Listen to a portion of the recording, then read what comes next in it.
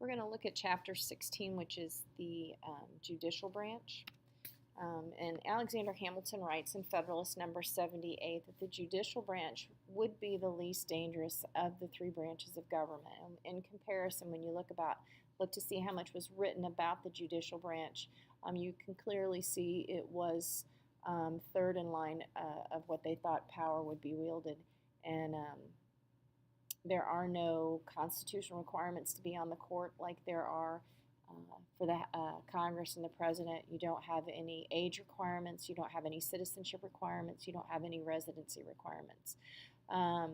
So he also writes in Federalist number 78 that the President commands the sword, and what he's talking about is the fact that the President is Commander-in-Chief and has the Army to do his will, and that Congress is the power of the purse, which means they are the one that are in control of money. The courts have the ability to declare acts unconstitutional, which is their big check. But Hamilton thinks that we have nothing to fear from this, that they have no force. They really are just sitting in judgment. What we see early on, because they are allowed to serve during good behavior, so as long as Congress isn't given any reason to impeach them, they can serve until they retire, or some of them serve till actually are on the bench until they die.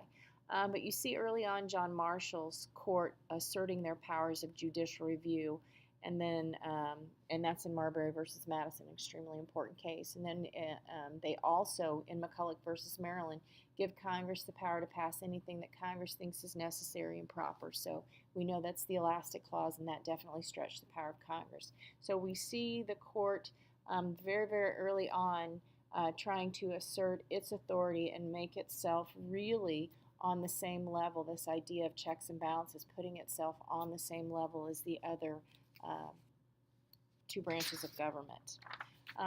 This next slide, basically what I want you to see is this trend through time.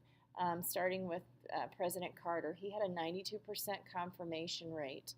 One of the unique things about Carter was that Congress did increase the size or the number of federal judges, both at the district level and the appellate level. So when he was in office, he appointed probably, I think, around 150 more federal judges, and so he got a very good confirmation rate. As time goes by, as we see judges start to and their rulings making more public policy, we see the Senate starting to look a lot closer at the president's nominations. And so George W. Bush down to 71%.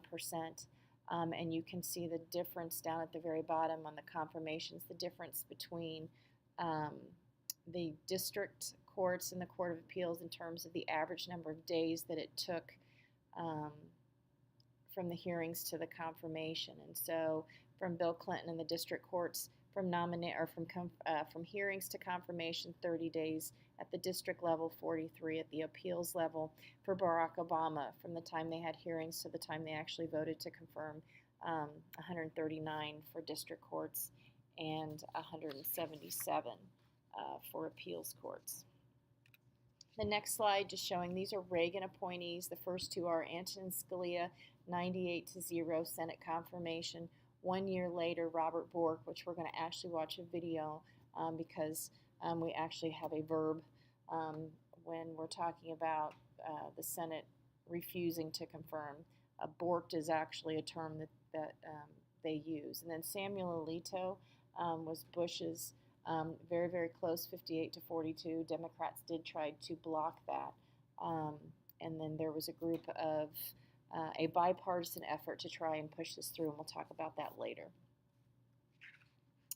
Appeals versus district from 1945 to 1970, almost all appeals judges were confirmed.